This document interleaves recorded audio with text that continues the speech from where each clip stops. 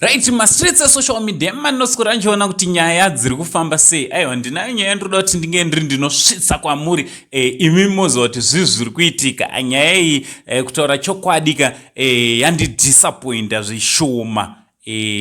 Yandidisappointa zvakanyanya in fact.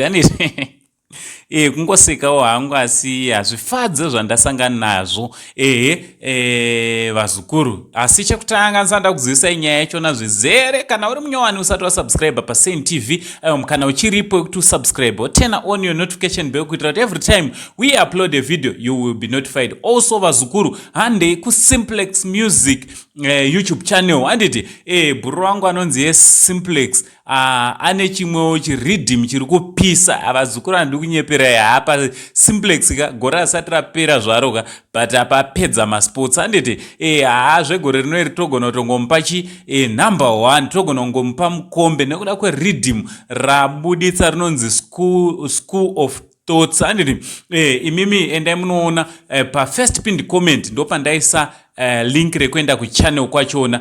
Muchannel usangana na Jasignal Khadija Nox, muchannel usangana na Raskeleb varipo pachiridhim icho chiri kubvira zvamai manje. Endai munozvionera video iroro. Ndichito zviri kwese kwamuri vazukuru vasekuru Saint.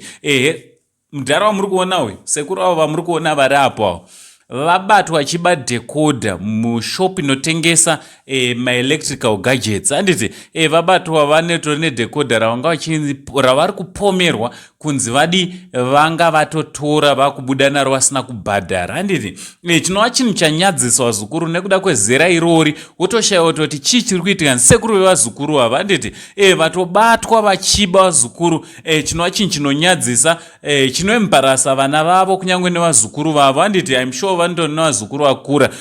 Mubvunzo wangu wazouya kuti vadhara vakadai vazosvika pakufunga pfungwa dzekuba madecoder maDVD here kana uchii mumashop. Chii chaicho chabata vanhu muZimbabwe?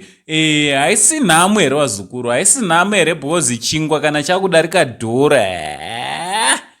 Notoshayiwa kuti chii chiri kuitika munyika yekwedu vazukuru.